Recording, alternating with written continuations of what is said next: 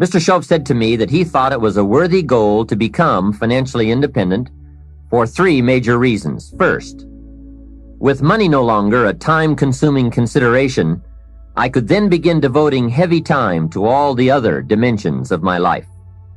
Second, he suggested I become financially independent because it would tremendously increase my ability to help others. Only from positions of strength, including financial strength, can we help someone else. Finally, and most important, he said, I believe it is worthwhile to become financially independent for the sake of developing the person you must become to achieve that goal. What a major secret he taught me. Set a goal to entice you to become the person it takes to achieve it. Reaching the goal is the lesser value. The primary value lies in the person you become by reaching it. You see, it's not the $1 million that's most important. It's what you must do and become in order to be a millionaire. We're all aware that many people feel that we must be careful of focusing on money or affluence or abundance, that in it or in the pursuit of it there is danger. We often hear quoted from the Bible, the love of money is the root of all evil. And I do agree. If you make money your love, and you pursue affluence to the exclusion of or at the expense of other values of life, you have lost, not won. However, let us consider this question. If you could do better, should you? That's not a bad question. In the time allotted to labor, in the time given to economics, care for family, success, achievement, productivity, the creation of value, the development of skills and creativity, if you could do better, should you? I think that one of the greatest satisfactions of living life to the fullest is doing the best you can with whatever you have. Doing less than your best has ways of eroding the psyche. We seem to be creatures of enterprise. Surely it is the reason for the seasons. The soil and the sun and the rain and the seed all say, what can you do with us? The seasons say, do you have the genius to make something unique of us? Life says, here's the raw material. What splendid things can you produce from all there is? So, go for high productivity, the full employment of your genius, the full development of your potential in all areas of your life, including earning money. That is the essence of life. Truly sophisticated people know it isn't the amount that counts. It's doing all that you can with all you've got that counts. With that background, let me recommend a book for you to read. The title is The Richest Man in Babylon by George Clason. Perhaps you've already read it. I would suggest that you read it again. It's just a small book. You can read it in one evening. I call it the appetizer for the full discourse on the subject of financial independence. Now, let me give you the major theme of the book. The major theme is that what you do with what you have is more important than what you have. What you do with what you get is more important than what you get. What we do with what we have says so much about us. It reveals our philosophy of life, our attitude, what we know, and what we think, and the makeup of our character. It is a reflection of what is going on inside of our head and within our value system and decision-making process. It also reveals our ability to weigh and to perceive. The outer is always a reflection of the inner. It is an indication, a reading, a revealing. It speaks, it tells, it shows. Remember that key phrase I gave you earlier? Everything is symptomatic of something, and it is symptomatic of something right or something wrong. It is a wise policy not to ignore the symptoms, for they can be early signs of a poor choice of philosophy, or a sign that something important is being misread, misunderstood, miscalculated. So of all places, take a look here. What you are doing with your money says something about you. Now, what you're doing may be okay. All I'm suggesting is that you take a look. Let me give you some of the details of a good financial plan as suggested by Clason's book. First, a very broad but important statement. Learn to live on 70% of your net income. Net meaning the money you have left after paying your taxes. Learn to live on 70%. The reason it's 70 is because you're going to be doing some very special things with the 30%. So what's left, 70%, is yours to spend. Now let's talk about the all-important subject of how you allocate the 30%. I remember one day saying to Mr. Schoaf, if I had more money, I would have a better plan. He said to me, Mr. Rohn, I would suggest that if you had a better plan, you would have more money. So it's not the amount that counts, it's the plan that counts. It's not what you allocate, it's how you allocate it. Here's the first part of the allocation process. Of the 30% you're not spending, 10% should go to charity, giving back part of what you have taken out to help those who cannot help themselves. I think that's a good percentage. Now, you can pick your own percentage. It's your life, and it's your plan. But giving your money to a church or to an institution is a good idea. More often than not, they can find the people who are in need. But whether you administer it yourself or give it to an institution to distribute, 10% should be given to charity. And by the way, the best time to teach this allocation process is when a child gets his first dollar. Take him on a visual tour. There's nothing better than visual to illustrate what you're trying to teach. Take him to where some very unfortunate people live who cannot take care of themselves. Kids have big hearts. If they see the problem, they won't have any trouble giving a dime out of every dollar. And one more thing. The time to start this is when the amounts are small. It's pretty easy to flip a dime out of a dollar. And it's a little more difficult to give away 100,000 out of 1,000,000. You say, oh, if I had 1,000,000, I'd give 100,000. I'm not so sure. That's a lot of money. Best we start you early, so you will have the habit before the big money comes your way. Now, here is what to do with the next 10%. Set aside 10% for capital you manage. That is, capital you find ways to utilize. Do some buying and selling yourself.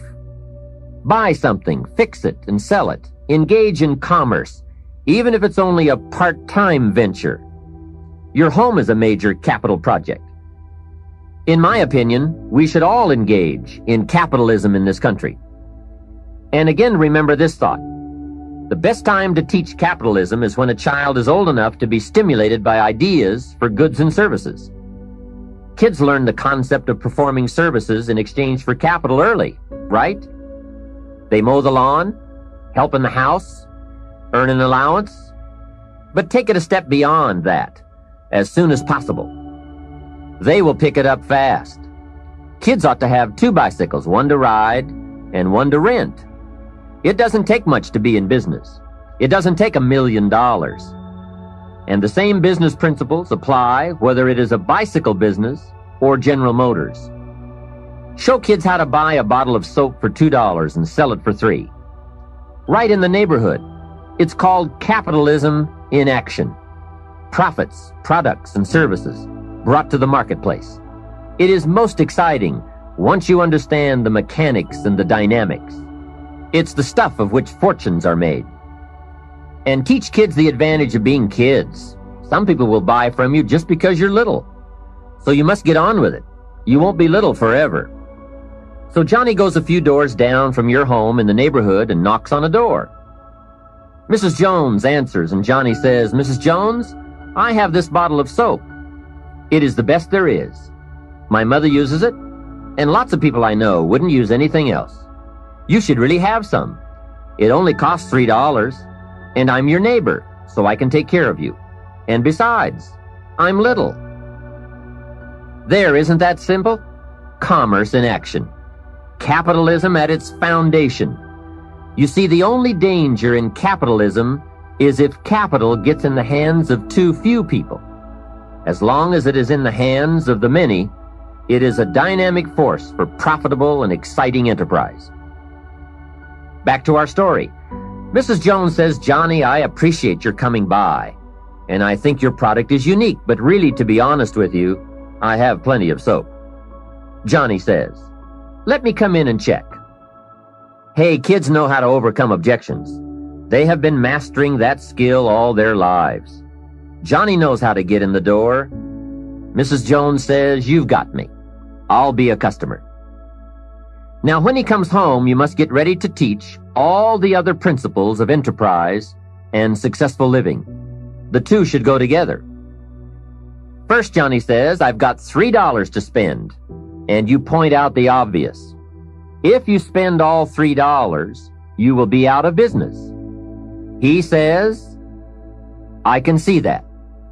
Then you explain, you must set aside $2 to invest in another bottle of soap. You can't spend your capital. Capital must be carefully preserved. What would you think of a farmer who ate his seed corn? Dumb farmer, right? So capital must be defended. It is your only chance for another harvest. Now here's another thought for your notes. Make sure you turn part of your income into capital. I would suggest 10%. And use that 10% yourself to give your own skill a chance to do something remarkable in the marketplace.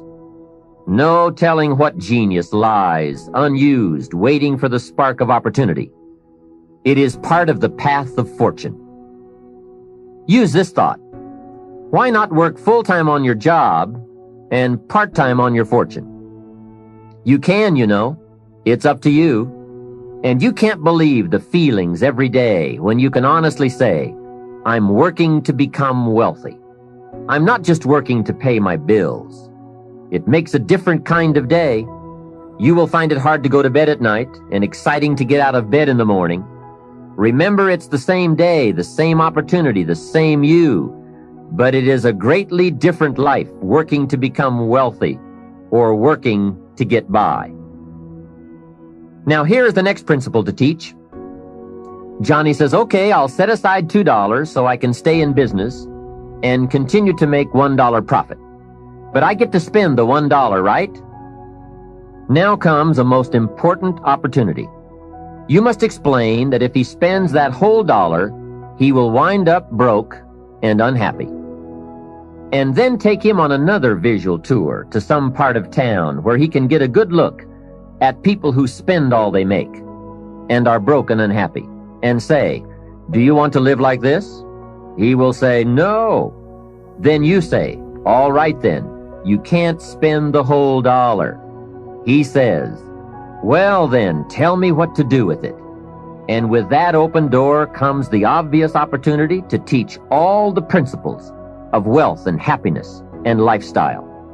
One of the major factors that affects your life, all your life, is what you do with your money. So here's what you do. First, pay your taxes, right? Next comes the 10 cents for charity, which we have already covered. Johnny says, "Oh yes, here is a dime for those who cannot help themselves." Now I can spend the rest. Answer, no. You will wind up broke and unhappy. He says, "Okay, what now?" And now comes another major life lesson. The next 10 cents out of every dollar of wages or profit is for the increase of capital you manage. Set aside 10 cents out of every dollar profit so that someday you can buy 2 bottles of soap instead of 1. I'm sure Johnny will catch on to that one right away. He says, "Of course. If you buy 2 bottles instead of 1, you save yourself a trip." How clever. And the next point you teach is that some companies will sell you 2 bottles cheaper than if you buy just 1 bottle at a time. They sell you 1 bottle for $2 and 2 bottles for $3.80. Johnny says, "Wow, then when I sell it, I can make even more money." How clever. It's true, everybody benefits from the increase of capital. The company gets to sell 2 bottles at one time. You save a trip and some costs, and you can keep some of the saving or pass along some of it to Mrs. Jones, your customer. Let's review so far. First, pay taxes. Next, 10 cents for charity, and 10 cents for capital you manage, and for the increase of that capital out of every dollar of wages or profits. Now, here's the third 10 cents from every dollar, and that is capital you provide. Take 10 cents out of every dollar and put it in a financial institution. And now we have come to a major benefit for all of us if you bring this 10% of your earnings to the marketplace. You see, some projects in our society need more capital than one person can provide. So we have a system whereby all of us can loan or invest our money in capital provided, so that large businesses can be built to provide more jobs and products and service and help create an even more dynamic society. So 10 cents out of every dollar should go into a savings account. I really prefer to call it an investment account because, and kids will love this, they pay you for the use of your money. You can get back the money you loaned, and you will have more profit from what you are paid for the use of your money. And be sure that you teach this, that if kids start this program from whatever they earn on a job, or in engaging in enterprise, or both, while they are in their teens, by the time they are 40, they will be wealthy enough to be able to do what they want to do the rest of their lives, instead of all their lives doing what they have to do. Now, from your teenage years, it could take a much shorter period of time to become financially independent, depending on what ideas and opportunities you take advantage of. A 10-year-old takes $1, searches around the community and finds a broken, abandoned wagon, pays $1 for it, brings it home, cleans it up, sands off the rust, paints it till it's shiny and new, straightens out the wheel, and sells the like-new wagon for $11. You ask, does a 10-year-old deserve $10 profit? And the answer is, of course. Society now has a mended wagon. And that's what it's all about. Find something and leave it better than you found it. Create a value. Build an equity. It's how we build this most dynamic society called America. Just try it. Just try it. You can always go back to the old way. But if you just try it, I predict you will be so excited about your new commitment and discipline for wealth that you will never turn back. What we're seeing here is that wealth is a matter of allocation, not opportunity, especially in this country. There are subtleties on both sides of any issue of health and sickness, the issues of success and failure. It is the subtleties that determine the direction and the destination. The major reason it is so subtle is because what you do in a single day or a single week or month doesn't seem to matter that much. But remember, as we said earlier, everything matters. Everything weighs something. Sophisticated people never say, it doesn't matter. If you spend or invest $5 today, it doesn't seem to matter much either way. You seem to be no richer or poorer at the end of the day. But it does make all the difference in the world as you save $5 every day, and the days accumulate into weeks and into months and into years. You see, it's the accumulated total of the allocation of each day that makes all the difference in the world, whether you become rich or poor, healthy or ill, successful or mediocre. Now back to Johnny. He is going to ask about his investment account, where he's putting 10 cents out of every dollar. What kind of interest do they pay kids? So you give him the blockbuster, same as adults. That will be almost unbelievable. At last he can be treated like an adult, getting that adult interest when you're only a kid. And one added note, just by working this part of the financial independence plan alone, by putting aside less than $200 a month, will make you a millionaire in 30 years. Remember, it's called the subtlety of wealth or poverty. What you do in one day doesn't seem to matter. But as all sophisticated kids and adults know, it is the accumulated days of proper allocation of your money that makes you wealthy. It is using the ideas we're discussing, coupled with the passing of a little time, that creates fortunes. Now, the passing of time is automatic, but using the ideas is a matter of your own discipline. Whether you want to or not, or whether you care or not, bottom line, It's all up to you. Let me give you the definition of rich and poor. It is brief, but I'm sure you will get the message. Here it is. Poor people spend their money and save what's left. And you guessed it already. Rich people save their money and spend what's left. Remember, it's the same money, just a different philosophy. If 20 years ago, two people each earned $1,000 a month, and they each had an average increase in income over the last 20 years, one had the philosophy, spend your money, save what's left, and the other had the philosophy, save your money and spend what's left. Today, 20 years later, we call one poor and the other rich. The difference was in philosophy. But I can't stress too much the subtlety of it all. At the end of a day or a week or a month, it doesn't seem to matter. A rich plan or a poor plan to an unsophisticated person. But to make wise decisions, we must all weigh a larger measure of the result. We don't just weigh a week. We weigh 5 years of weeks, 10 years of weeks, and let the weight of that measure determine the change in our weekly activity and commitment. Wise decisions for wealth and lifestyle come from the wise measure of results.